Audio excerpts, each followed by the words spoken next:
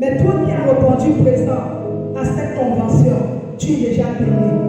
Parce que hier encore le Seigneur pouvait dire, c'est de manière sélective qu'il t'a permis que tu sois là afin d'écouter. Pas comme ça, on devait écouter sa voix. Et ce soir, le Seigneur s'est mandaté d'un serviteur loin.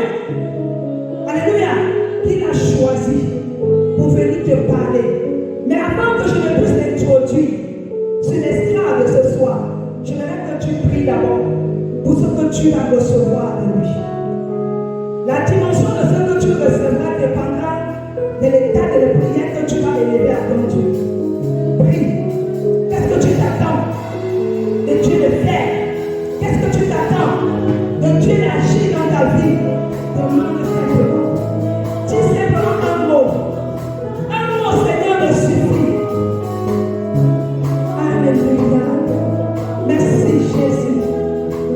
Je te bénis déjà, Père, pour Seigneur, le début de ces moments qui a certainement bien commencé, malgré notre absence. Je crois, Seigneur, que tout ce que tu es avec, oh Dieu, ce programme depuis le début, Seigneur, tu vas encore, oh Dieu, te manifester ce soir.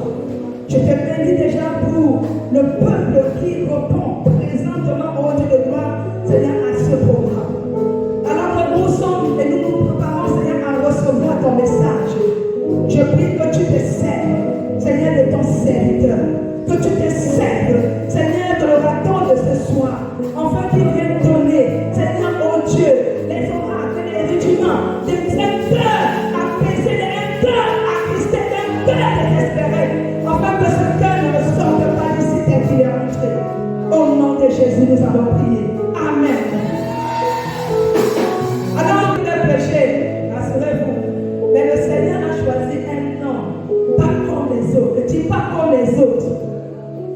Parce que tu peux te limiter simplement au physique. Mais ce que le Seigneur met dans le cœur de l'homme, c'est au-delà du physique. Alléluia. Alléluia. Je vais inviter ici sur l'estrade notre papa de la mission. Il s'appelle, peut-être certains ne le connaissent pas, mais je vais le présenter de manière honorifique. Le révérend pasteur Alexandre Obien.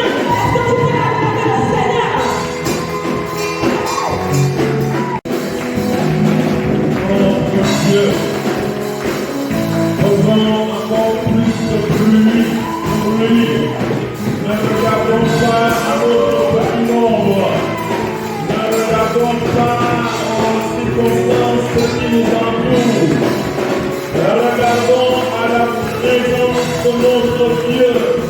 Regardons à la présence de ces anges qui nous accompagnent cette fois. Il est là. Jésus est là. Le ciel est là. Il est descendu. Le ciel est descendu en ce lieu. Père de gloire, nous sommes dans la joie. Tu es notre Dieu. C'est toi qui fais toutes choses bonnes. C'est toi qui rassembles ce peuple. Et tu as un projet particulier avec chacun d'entre nous. Éternel Dieu, tu nous connais dans les détails que nous ne connaissons pas nous-mêmes. Seigneur, nous te prions d'accomplir ce que toi tu as décidé depuis avec chacun de nous, avec ce peuple, avec cette église, avec cette mission, ô éternel Dieu des armées. Nous te prions, grand Dieu, grand roi, d'être toi le seul orateur, le seul prédicateur de ces moments. Nous avons besoin de toi. Nous ne sommes que des outils. Nous ne sommes que des apparences physiques. Père éternel, derrière nous, au-dedans de nous, au travers de nous, il y a le Saint-Esprit de Dieu qui nous parle à tout et chacun. Seigneur éternel, Dieu des armées, prends possession, prends le contrôle, parle, Esprit de Dieu, ton peuple écoute. Seigneur, nous sommes dans la joie. Nous sommes dans la joie. Amen. Amen. Moi je louerai Jéhovah, Hosanna. Moi je louerai Jéhovah, Hosanna. Moi je louerai Jéhovah, Hosanna. Moi je louerai Jéhovah, Hosanna. Je suis né pour louer Jéhovah, Hosanna. Je suis né pour louer Jéhovah, Hosanna.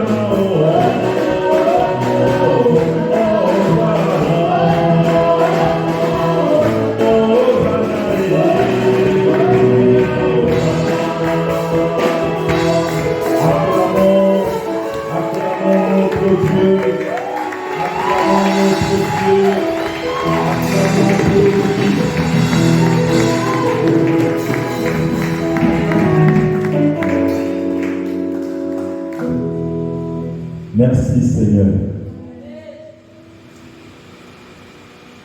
Nous allons sans attendre faire la lecture.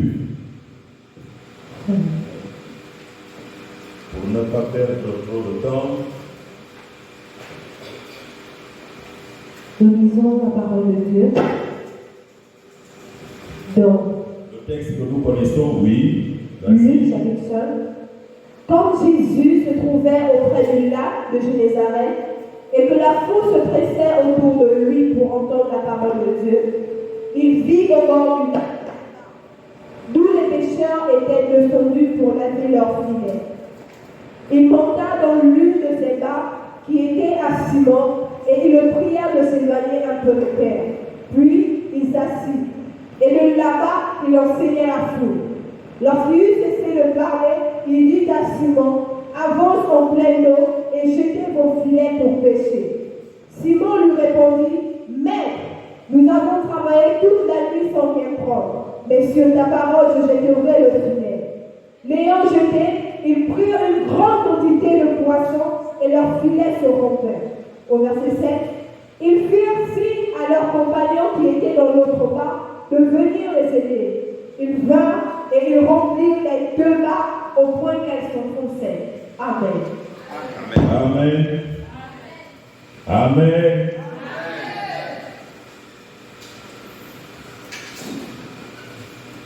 Je veux toujours la voir sous mes yeux.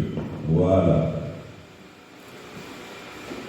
Ce soir, nous allons nous entretenir. Je suis déjà très content. C'est la première fois que j'arrive en ces lieux. C'est la première fois. J'aurai un autre temps pour bien apprécier les alentours, le lieu. Je ne l'ai jamais fait. Pour l'instant, je suis arrivé, je me trouve à l'intérieur, je ne peux pas savoir ce qui se passe autour. Mais je suis très content de vous. Très content pour le zèle qui vous anime. Je dis, j'avais un autre message en partant de chez moi lorsque j'étais en train de préparer à la maison. Mais depuis la maison jusqu'ici, un autre message est arrivé. J'ai dit, ah oui, nous devons, l'autre message, je vous le livre. Il m'a demandé de vous dire, nous devons nous respecter. Vous devez vous respecter. Je dois vous respecter. Vous devez respecter les autorités que Dieu a placées devant vous. Vraiment, le pasteur Bayer est un homme de foi. Vraiment, l'église, les fidèles de cette église sont des hommes de foi. Il faut avoir la foi pour faire le travail que vous êtes en train de faire. Amen. Et ce soir, excusez-moi, j'aime avoir toutes les précisions. J'ai un certain âge où je n'aime pas les surprises. Je peux terminer, excusez, à quelle heure? 19h. Ou avant 19h. Ok, peu avant 19h. Donc, il me reste 40 minutes. Laissons les deux. Ou bien une demi-heure. Merci. Je peux dire tout ce que je dois dire en une demi-heure. C'est suffisant. Mais vraiment, j'apprécie. Je vous apprécie. Je ne sais pas. Je suis très content. Très, très content. Le texte de Luc, il nous dit effectivement, comme Jésus se trouvait au bord du lac de Génézareth et que la foule oppressait pour entendre la parole de Dieu, il a vu au bord du lac deux barques d'où les pêcheurs étaient descendus pour laver leurs filets. Voyez l'exercice que je suis en train de faire. Je suis en train de réciter le texte. Parce que ça fait trop de fois que je l'ai lu. Et il monta dans l'une de ces barques qui était à Simon et le pria de s'éloigner un peu de terre. Puis il s'assit. De là-bas, il s'est mis à enseigner la foule. Quand lui cessait, il dit à Simon, avance en pleine eau, ici en eau profonde, et jetez vos filets pour pêcher. Et j'aimerais que, et j'ai fait cette invitation, et je fais aussi la même invitation ici, je vais appeler, j'ai dit à un certain nombre de mois du nouveau thème qui sera donné, puisque Dieu nous a inspiré à prendre les textes pour nous parler, quelle que soit la longueur du texte. Nous devons être à une certaine distance de la main, être capable plus de les lire, mais de les réciter. Amen. C'était la coutume des Juifs. Ils portaient des portions de texte. Ils s'attachaient même sur le front. Ils s'en servaient. Comme ça, ils vivaient de Dieu. Amen. Je suis venu, Dieu, Jésus nous veut pour être ses envoyés. Voilà un peu la pensée autour de laquelle je vais développer ce que la petite exhortation que je vais nous faire ce soir. Jésus nous veut pour être ses envoyés. Amen. Voyez, il est arrivé au bord du lac de Génézareth. Je peux fermer ici. Il n'y a pas de problème. Le texte que je l'ai toujours, il est dans ma tête. Alors, il a trouvé des pêcheurs. Il y avait Simon, il y avait ses deux frères qui étaient là, il y avait d'autres, et ils avaient pêché pendant toute la nuit. Et lui, il arrive au moment où ils étaient en train de laver leur péché, leur filet pour partir. Parce que la pêche était perdue. Voilà, il va demander à Simon, donne-moi d'abord, avant de partir, donne-moi d'abord ta barque.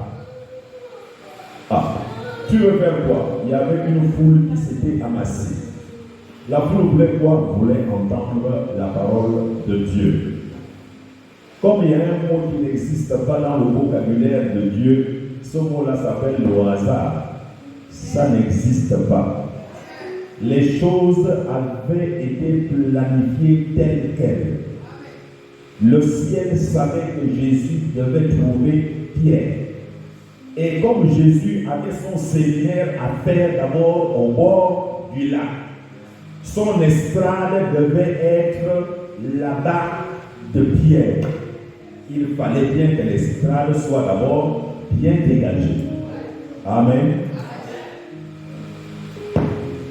Et voilà pourquoi Jésus a retardé le résultat de la pêche de Pierre. Parce que simplement, c'est lui, au fond, le vrai résultat. La parole de Dieu dit, Jean 1:1, il dit au commencement était la parole. Enlevons ça au passé.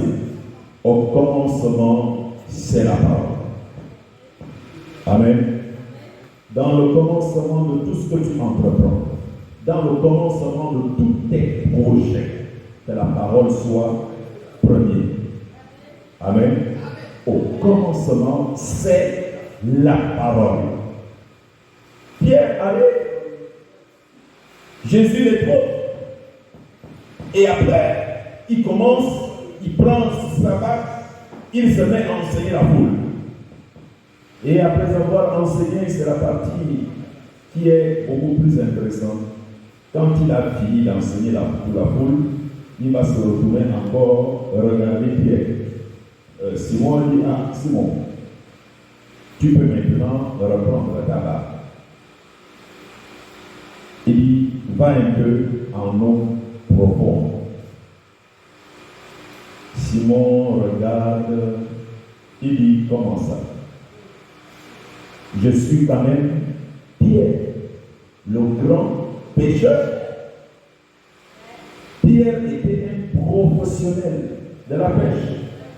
Il pratiquait pas la petite pêche, mais une pêche industrielle. En ce temps-là, rien qu'à regarder à la qualité de matériel qu'il disposait, vous comprenez à peu près le niveau du pêcheur que Pierre était. Il était vraiment des grands professionnels qui font la grande pêche aujourd'hui avec des grands bateaux. C'est le matériel de pêche le plus évolué, le plus adapté qu'on pouvait trouver à l'époque. C'est ce que Pierre avait. Ce n'était pas un petit. Il connaissait tous les mécanismes liés à la pêche. Il connaissait. Voilà quelqu'un qui sort, c'est vrai, c'est Jésus. Et quand il arrive, la foule se met à le presser. Pourquoi? Parce que la foule le connaît en tant que prédicateur de la parole de Dieu. Ils sont venus pour entendre la parole de Dieu. Simon ne le connaissait pas en tant que pécheur. S'il a été pour toi jusque-là, c'est parce qu'il devait le laisser terminer d'abord sa mission, qui consiste à annoncer la parole de Dieu. Là, ça va bien, ça marche entre Simon et lui. Mais c'est l'autre côté-là qui a rendu Simon un peu révolté. Simon, prends ta barre. Il rencontre la foule. À quel moment? C'est en plein jour. Simon était un professionnel. Lui, il a pêché toute la nuit. Il a utilisé toutes les techniques qu'il connaît de la pêche. Il n'a rien eu. Cela veut dire le résultat, c'est que tous les pêcheurs, on va dans toutes les grandes écoles de pêche. Personne ne pouvait avoir quelque chose ce jour-là. La pêche de Pierre n'a rien donné, vraiment, ça ne pouvait rien donner. Ah, Jésus arrive sur un autre domaine, la pêche. Pierre, oui, mais prends encore ta barre. Avance en eau profonde. Il dit, mais j'ai fait tout le lac de Jérusalem pendant toute la nuit. La nuit où les poissons, on doit les avoir. Je connais, moi Pierre, je connais.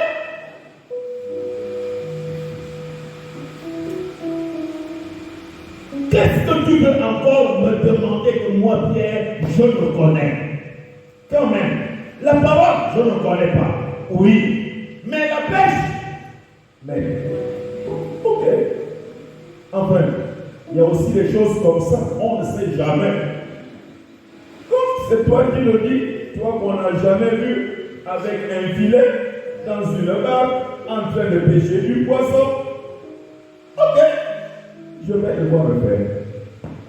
Il a essayé et il a eu plus de poissons qu'il n'a jamais pensé de toute sa vie de pêcheur. C'est cette quantité de poissons qu'il va avoir ce jour-là. Pierre va reculer. Depuis le début jusque-là, il n'y a pas de foi du tout. Pierre va reculer et il va commencer à regarder son main et dire, mais je crois que la chose est haute. Je suis pécheur. Je ne suis plus pécheur de poisson. Je suis pécheur au plus profond de mon être. Je ne mérite pas de me tenir ici. Parce que ce que je suis en train de voir là, c'est du jamais vu.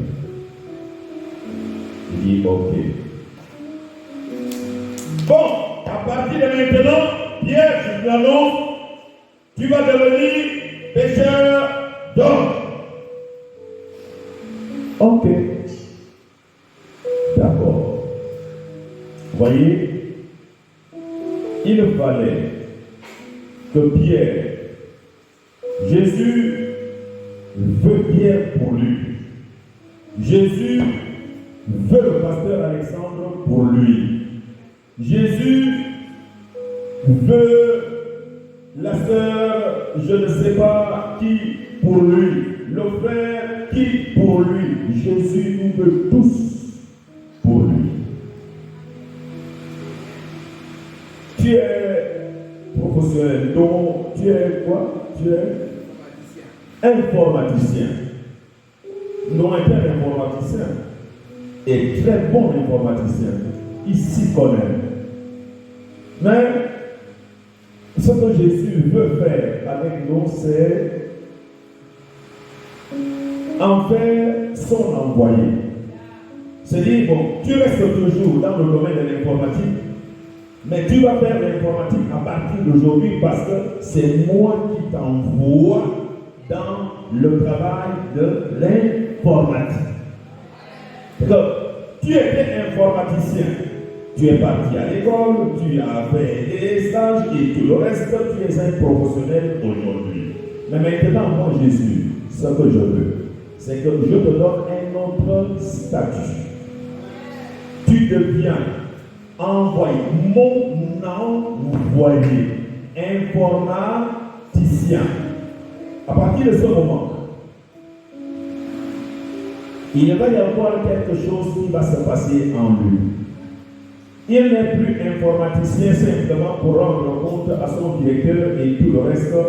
Il devient maintenant informaticien pour rendre compte non seulement aux hommes, mais également à Dieu.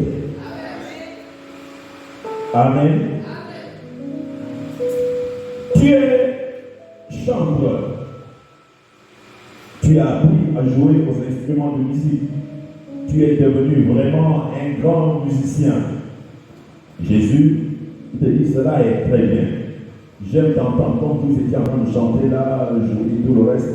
Non, c'était beau. Mais Jésus veut ajouter quelque chose. Il dit, je veux que tu deviennes mon envoyé pour faire la musique, pour chanter pour moi. Famille, quand tu vas te mettre de nouveau à chanter, tu vas chanter désormais, pas parce que simplement tu es un professionnel. Tu chantes comme Michael Jackson et les autres, non. Mais tu vas devenir chanteur parce que moi, Jésus, je t'envoie aller chanter. Amen. Pierre, tu es un professionnel de la pêche. Mais maintenant, ce que je veux de toi, à partir de maintenant, c'est que tu vas devenir pécheur parce que c'est moi, Jésus qui prend la décision de te donner, de faire ton travail de pécheur. Amen. Il s'agit de cela. Jésus nous veut pour lui. Il n'enlève rien au début. Mais il dit, ce que tu fais là, tu vas le faire parce que moi, Jésus, je te le demande.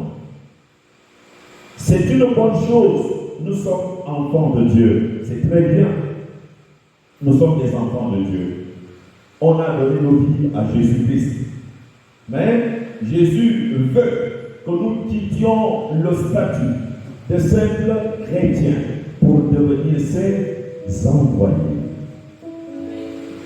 Amen. C'est-à-dire, je suis envoyé ici, à l'église. Alors, je connais les calculs, les transactions, les acrobaties pour arriver ici. À partir de maintenant, je suis envoyé. Christ Jésus m'a envoyé. La mentalité va changer de quelque chose. Amen. La mentalité doit changer de quelque chose. Je suis envoyé à diriger le culte à 8 heures. Mais il se trouve qu'il n'y a pas un seul véhicule qui emprunte la route. On a même annoncé que la route est coupée. Mais moi, je dois diriger le culte ici à 8 heures. Tac, tac, tac, tac. Ce n'est pas le pasteur qui m'appelle, mais j'ai reçu clairement de Jésus d'être son envoyé. Comment je dois faire? Qu'il pleuve, qu'il vente, je dois diriger le culte à 8 heures. Amen. Voiture ou pas voiture, je suis envoyé diriger le culte à 8 heures. Amen. Un envoyé, c'est l'esclave de quelqu'un. Amen. Je ne fais plus parce que c'est parce que je l'aime, je sais le faire et tout le reste. Je le fais parce qu'il y a quelqu'un qui est derrière moi, il me regarde. Et son regard ne faillit jamais. Il est là, il me regarde. Je ne chante plus parce que je suis né avec une belle voix. Non, c'est parce qu'il y a quelqu'un qui m'écoute. Je suis envoyé aller chanter. Si on vous envoie là, on dit l'église vous envoie. Allez chanter, on va recevoir le président Olivier. Hein? C'est toi qu'on prend pour aller chanter. Qu'est-ce que tu vas faire? On dit que tu dois le faire dans une semaine. Tu vas faire comment avant la date de victoire? Tu es chanteur, tu fais comment? Tout de suite. Ce n'est pas les petites répétitions que tu as l'habitude de faire, de venir faire ici. Tu vas courir à la recherche de tous les grands professionnels du chant que tu connais dans Libreville. Tu vas tout faire pour les connaître ce jour-là. Au moins, avant que, dans une semaine, tu dois être prêt. Pourquoi? Parce que tu es envoyé. C'est toi qu'on verra. On ne verra pas une autre personne. Ce ne sera pas la foule, ce sera toi seul. Amen. Jésus nous veut pour lui-même. Amen. Ok. Jésus nous voulant pour lui-même, pour faire ce travail, il sait que la mission qu'il a reçue est de bâtir l'Église. Sa mission, c'est de bâtir l'Église. Et il va encore rappeler qu'est-ce qu'il nous donne pour être ses ouvriers pour cette Église. Il va nous donner quoi? Le Saint-Esprit. Acte 1:8. Elle dit, vous recevrez une puissance survenant sur vous le Saint-Esprit et vous serez mes témoins. Mes témoins où? À Jérusalem, dans toute la Judée, en Samarie, jusqu'aux extrémités de la terre. Jérusalem, où personne n'a voulu me recevoir, vous serez mes témoins. Samarie, où personne ne veut me voir, vous serez mes témoins. Les extrémités de la terre, à l'époque, sinon, on les représentait à l'Empire de Rome, opposé à l'Église, et qui persécutait l'Église. Il dit, aux extrémités de la terre, vous serez mes témoins. Bon, laissons le passé est passé, venons au Gabon, n'est-ce pas? Il y a plein autour de nous, nos parents, nos voisins, nos cousins, musulmans et tout le reste. Vous serez mes témoins. Allez les trouver. Vous serez mes témoins. J'ai mes parents qui sont des gangas et autres, sorciers et ainsi de suite. Aux extrémités de la terre, vous serez mes témoins. J'ai mes parents qui ne se regardent plus, ils ne s'entendent plus. Ils ne veulent plus savoir rien l'un pour l'autre. Je t'ai envoyé pour être leur témoin. Voilà là où Jésus t'envoie. Et il t'a donné, acte dit, une puissance. Cela veut dire que tu es qualifié. Si tu ne le fais pas, là, c'est la partie que je n'aime pas. Ne pas le faire. Ne pas le faire, c'est dangereux. Tu as tout reçu. Celui qui est habité, celui qui est affecté, celui qui a reçu le Saint-Esprit est obligatoirement témoin de Jésus-Christ. C'est la marque suprême. La marque la plus hautement élevée, la plus puissante de qualification donnée par Dieu à un homme. Il te l'a donné, le Saint-Esprit. La puissance extrême. Amen. Ok. Donc, pour être ses témoins, ce travail, nous devons le prendre à cœur. Nous appartenons maintenant à Jésus. Amen. Nous appartenons maintenant à Jésus. Totalement, pas un peu. Nous appartenons à Jésus. Jésus nous veut pour être pour nous. Alors, il y a eu aussi quelque part, il y a des gens. Nous vivons dans un pays, il y a des réalités, personne n'est plus enfant.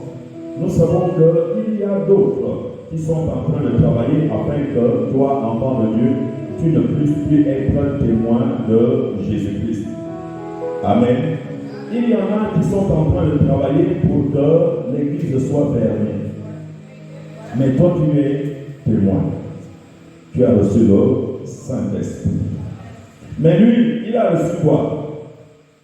Il a reçu un petit gris-gris, soit un petit dos, ça peut être humain. On a fini de faire un fétiche, on lui a donné, on dit avec ça, tu vas aller faire un petit zinzin. Et tu vas aller combattre les chrétiens. Mais on t'envoie combattre les chrétiens. Voyez, le diable nous trompe. Le diable nous trompe parce que simplement nous voulons être trompés. Ce n'est pas parce que nous ne savons pas ou nous manquons de vigilance. Non, nous sommes très vigilants. Et nous savons quand le diable nous trompe, le diable est déjà là. Tu le vois même venir parce qu'il n'est pas caché. Parce que rien ne peut se cacher, pas contre le Saint-Esprit. Non, pas devant le Saint-Esprit, il ne peut pas se cacher. Ça ne peut pas aller. On le voit venir. Mais on joue les naïfs, on joue les paresseux, on joue les malhonnêtes. Non, jouons franchement notre rôle. Amen. Jouons très franchement notre rôle. Il y a une histoire également qui s'est passée dans Exode. Exode au chapitre 33.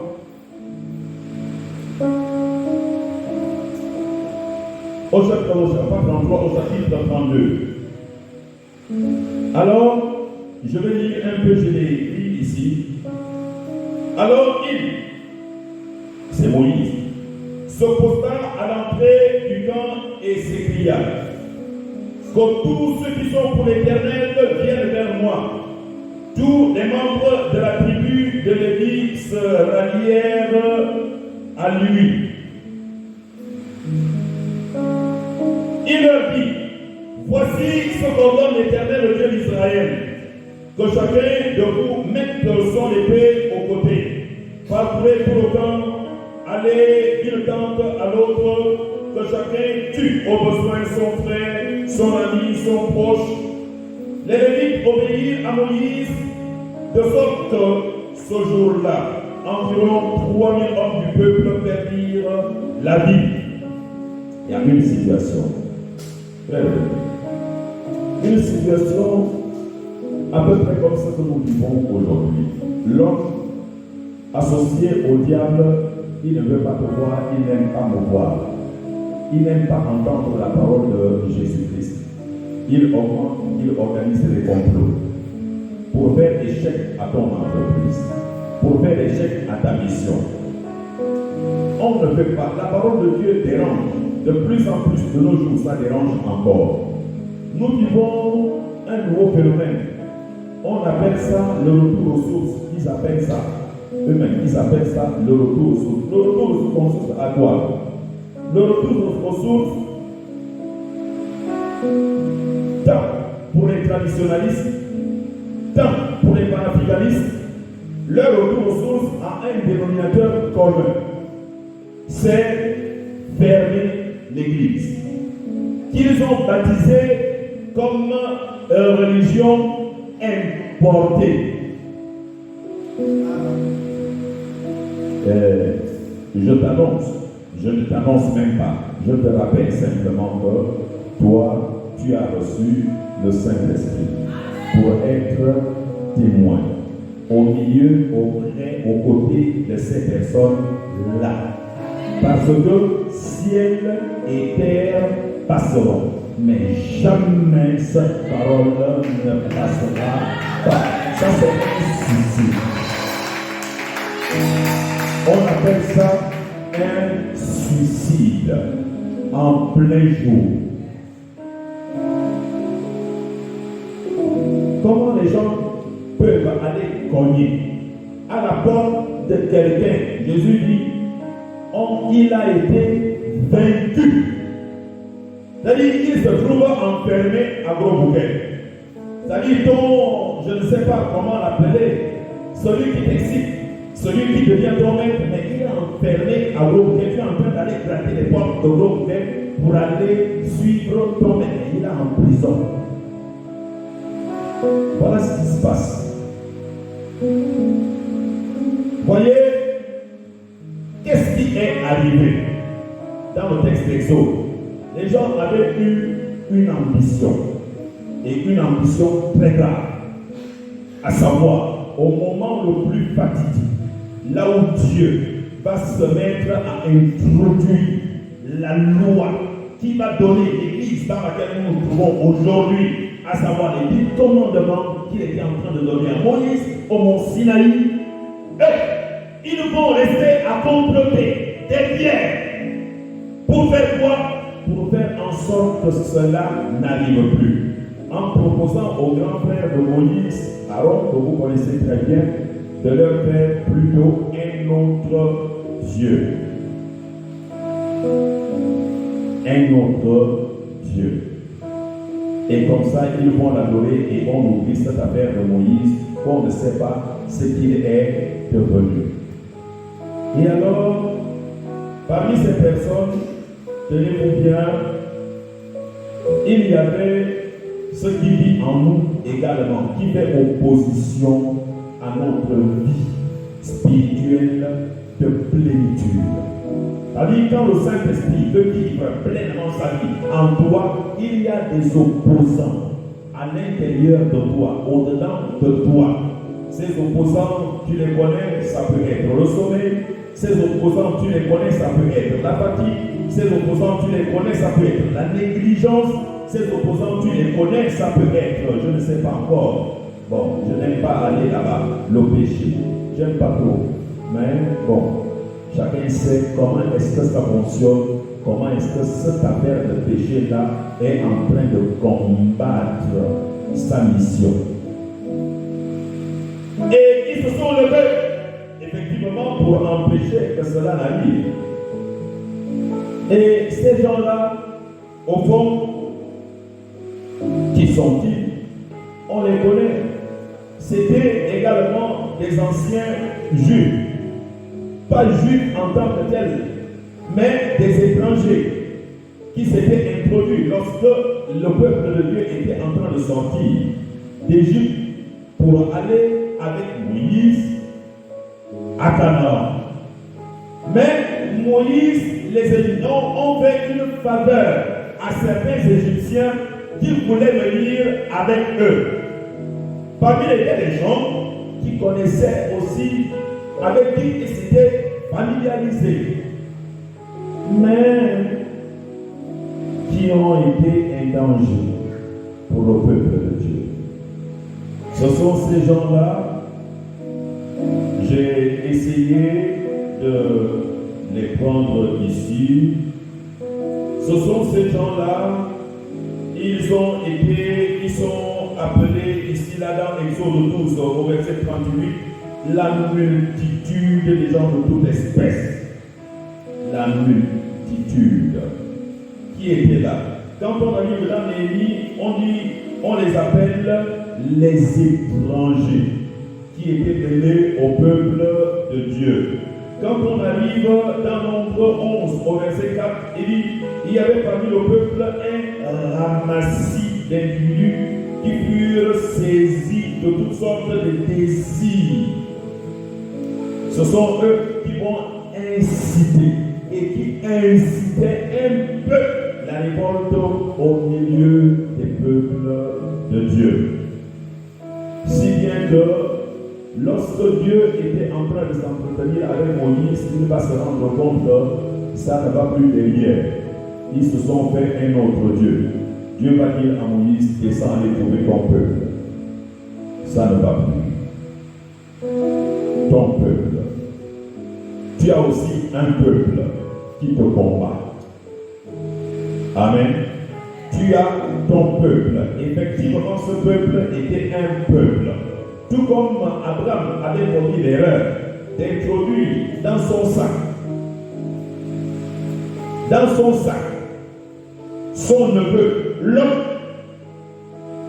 alors que ce n'était pas dans le plan parfait de Dieu.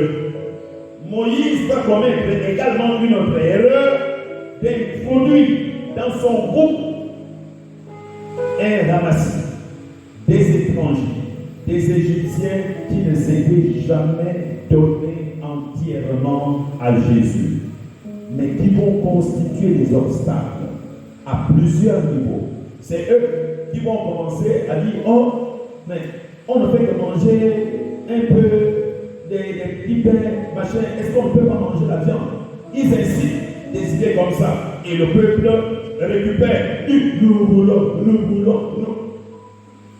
En fait, ils jouaient ce jeu-là, si bien que le dernier verset que j'ai lu, il dit, ce jour-là, lorsque Moïse était descendu, il a dit, qui sont avec moi?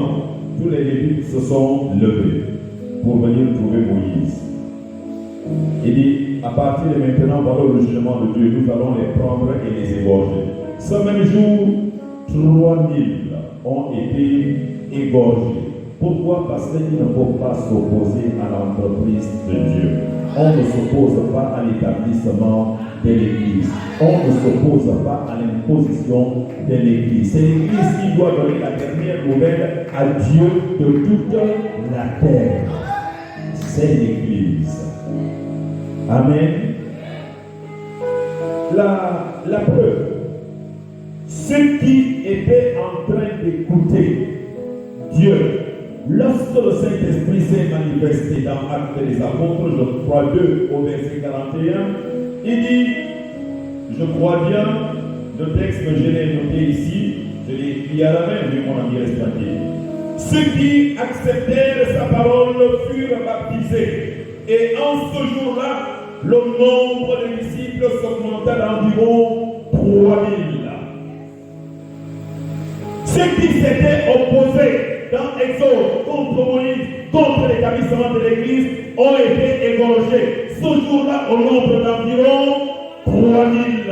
Et ceux qui ont accepté la parole, l'établissement de l'Église, ont été baptisés au nombre d'environ 3000.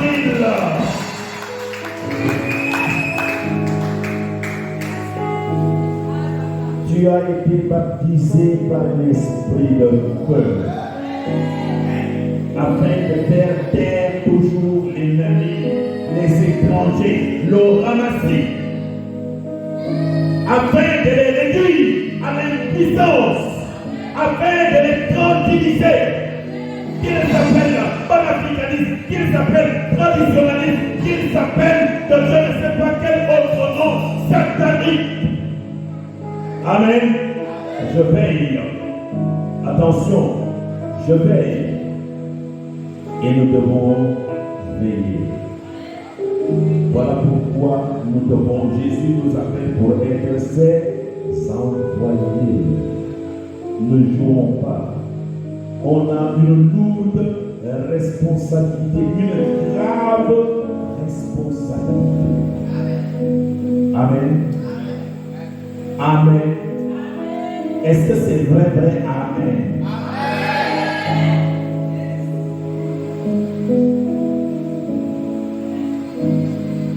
Le Saint-Esprit n'est pas avec toi pour jouer. Quand il est là, quand il te donne, lui, quand il t'envoie, avec 2 poissons et 5 pains, tu peux nourrir une foule de 5000 personnes. C'est ça le Saint-Esprit. Quand il est avec toi, il te met dans une barque en plein jour, là où tu as pêché pendant toute la nuit sans rien prendre. Tu vas faire une pêche miraculeuse. C'est parce que c'est le Saint-Esprit qui t'envoie. Comme il est avec toi, tu es fonctionnaire dans je ne sais pas quel département et autres. Quand tu es devenu son envoyé, tu vas faire un travail qui ne va connaître que des succès, des miracles, et on va te montrer à ce que tu connais des transformations, d'être ressuscité, d'être, alors que c'est le Saint-Esprit. Amen. C'est le Saint-Esprit.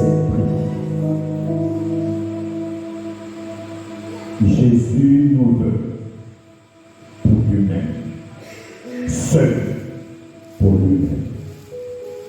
Amen. Jésus te veut pour lui-même.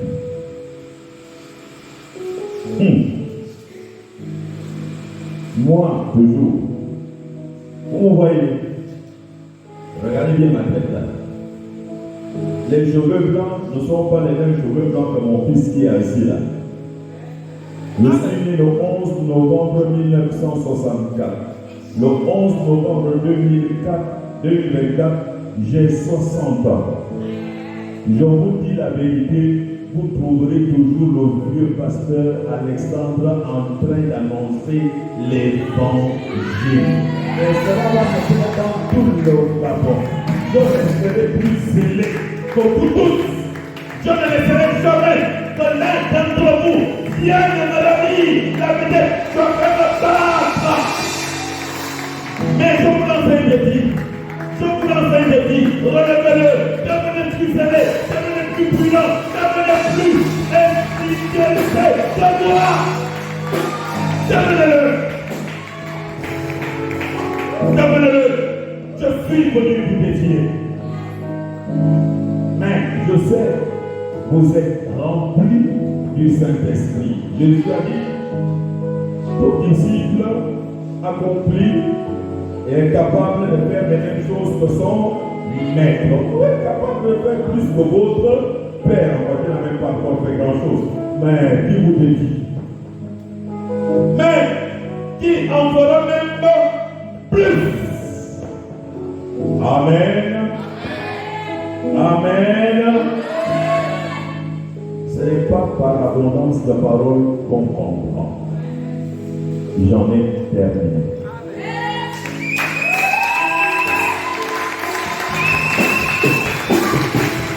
Moi je louerai Jéhovah.